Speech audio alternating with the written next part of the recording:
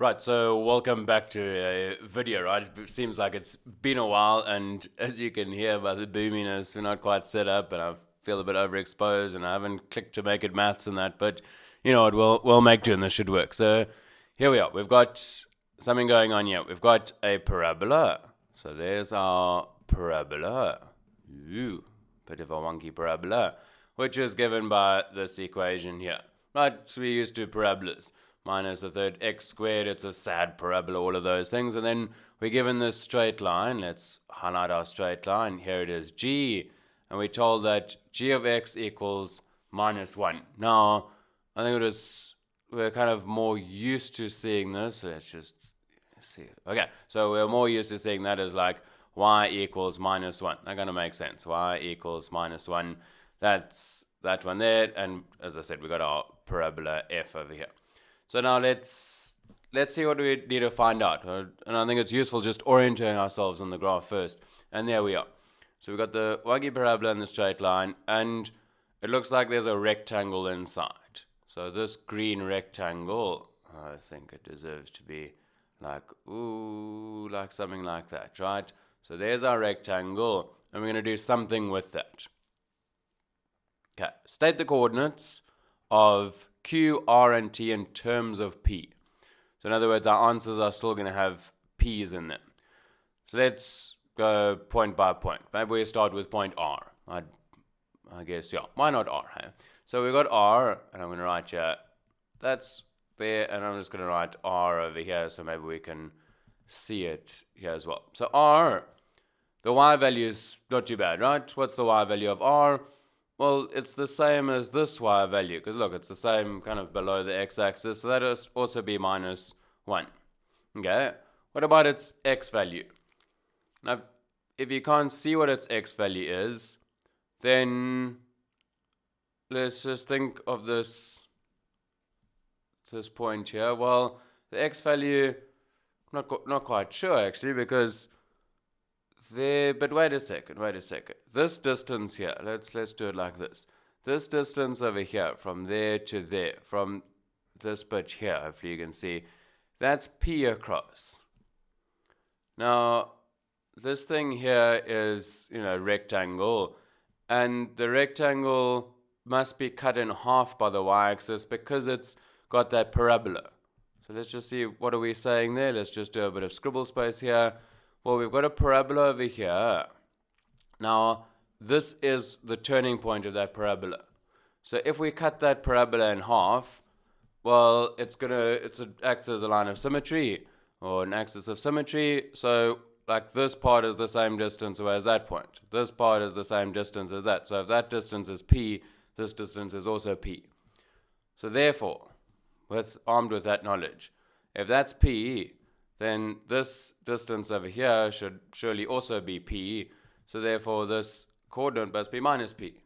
Right? I mean, if this point here were like 4 across, this one would be minus 4 on its x value. Okay, so let's get rid of that scribbling, and you're well aware how to make use of the pause as well in case. So there we go. So we got R looking good. That was P, but of the negative variety. Where should we go? Let's go up to T. Let's go into the first quadrant. So T. Now, again, one of those coordinates is easy to find, right? That x coordinate's quite easy, because look, if that's P, this distance here must have been P across. So that's P over there. And we can't use our same. It's not P and 1. There's nothing to say that if that's minus 1, that distance must be 1. We don't know that. But which function does point T lie on? Well, T lies on the parabola. So if we're given the input, how do we find the output? If we're given the x value, how do we find the y value? Well, we just sub it into our equation, right? So f of p, if we put p in, we'll get out what our y value is. So minus a third p squared plus 3. Well, couldn't really simplify much further. So for point T, we've got p, and I think we're going to need a little bit more space here, right? So this y value is minus a third p squared plus 3, because we just input p into the thing here, so into the parabola's equation. P squared plus 3. Okay, cool. So things are looking good. Now, what do we got left? Q.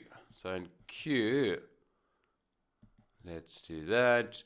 Well, again, we've got an x value and a y value. Well, the x value, again, that must be the same as r, right? We do the same way across, so that's minus p. And for the y value, well, we could substitute minus p into this equation, but isn't it just the same y value as t? So, minus a third p squared plus 3. So this time the y value is the same, third p squared plus 3. And our x value now is also p of the negative variety. So there we go. There we've got all our coordinates and our diagrams busying up as we make sense of it. Show that the area of this rectangle is something. So they've given us the answer. Now, how do you find the area of any rectangle? Wasn't it area equals length times breadth, right? That was one of the first areas you probably found. Okay, so if we got, well, here we go. One of these we already got. If that's p and that's p, isn't that length there 2p? So I'm going to go our area equals 2p is our length, and it's just multiplied by our breadth. Okay, so then we need to work out this distance here. Well, again, it's composed of 2 components. This part here, well, if that's 1 down, then that length is 1. Cool. And this top part here, well, that's just the y value there. So the whole length is just if you add those two together, like they went p plus p. So let's do that. We've got minus a third p squared plus 3 plus 1 gives us plus 4. So where we got that, we said minus a third p squared plus 3 is this top length here. And this part here is 1, so we added another 1 to get that. Okay, it doesn't quite look like the one they gave us, so why don't we distribute this 2p in? So 2p times minus a third p squared, well, that's going to be minus 2 over 3p cubed. That's looking like that one. 2p times 4 is 8p. It's not close enough. It is the same. And I'm going to rewrite it the other way around because generally we've written our cubics as in this order in descending powers of x. So our area in terms of p is that. Okay, so there we are. Last bit, we need to probably find a derivative and make it equal to 0 or something. Isn't that optimization? That's what we've been doing. So determine the value of p for which the area of QRST has a maximum. Okay, so we already maybe have a sense. Just have a visual of this. We know that it's a cubic and that it's going to start and end negative. So it's going to start and end negative. Now, in between, it could have a point of inflection. That doesn't look like a great point of inflection, so it could look like that, or it could look like that. Either way, we're going to try and find this stationary points with a gradient 0. If it's this, we're going to have 2 stationary points, 2 turning points.